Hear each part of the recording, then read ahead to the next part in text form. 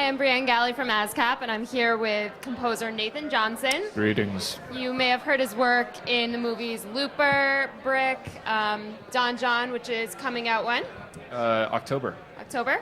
So you were on a panel with Joseph GordonLevitt today talking about Don John. Can you tell us what went down there? Yeah, we sat on a stage much like this and talked to people much like them. Yeah? It was, we were just kind of talking about the sort of the unique way that we were working on the music for Don John. It's kind of it's different in a couple ways. Joe has a very strong sense of rhythm and music, and so one of the things was he talked to me about this idea of giving me a rough cut and then him actually cutting to my music, which never happens. So usually I'm like working my music around the picture, but it was a cool process. A lot of line blurring, and it was really good. Is that something you think you'd like to do again in a movie? Yeah, I mean it all kind of comes down to the movie. So this one very much worked because I was making music to lyrical voiceovers, almost kind of like songs in a way. It very much relates to the kind of story. So how did you get started in music?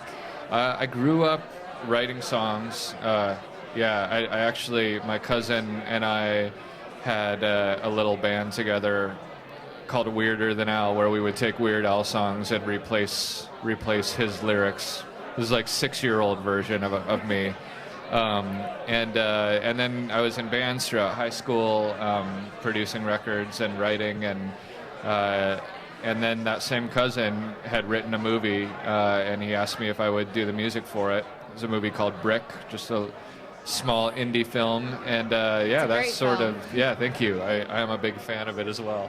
And that sort of opened the door into this world of combining narrative and music together. That's not the only time you've done a film with your cousin, correct? No, I mean that was the first one, but we did. We've worked on all of them together. We did The Brothers Bloom after that, and then just recently Looper. How is it working with someone who's your family? It's good. It's great, actually. I mean, I mean, we've been doing it since we were like 6, so there's very much a shorthand, and we kind of get each other's aesthetic sensibilities. So yeah, it's pretty good. He's not afraid to say like that's totally wrong, and I'm not afraid to say yes, you're right, and I'll fix it. So your scores are always they're very unique. They're not just the run-of-the-mill background music. What's your approach to getting that sound? I guess a lot of it, I think, has to do with the idea that narrative is king. I didn't grow up studying composing. I come at it from much more of a storytelling background. So maybe, I know for myself that plays a lot into it. Another answer to that question is Ryan. He looks for really weird approaches to the music in his movies, and he always has a really clear idea of at least like kind of vibe-wise what he's after. So so I think a lot of a composer's job is reflecting what the director is after. So I think the answer to that probably has most to do with the directors that I'm working with. You've done a lot of work with Joseph GordonLevitt.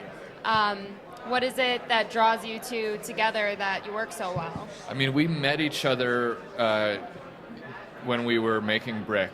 That was like right after he had kind of taken a break and he was getting back into acting, and there was kind of a commonality in terms of just like our love for a wide variety of creative things. I mean, he's a musician. He's obviously an actor and a writer and a director, and so we've worked on a lot of like kind of just underground little things together over the years, and I think it's kind of that creative spark that we dig.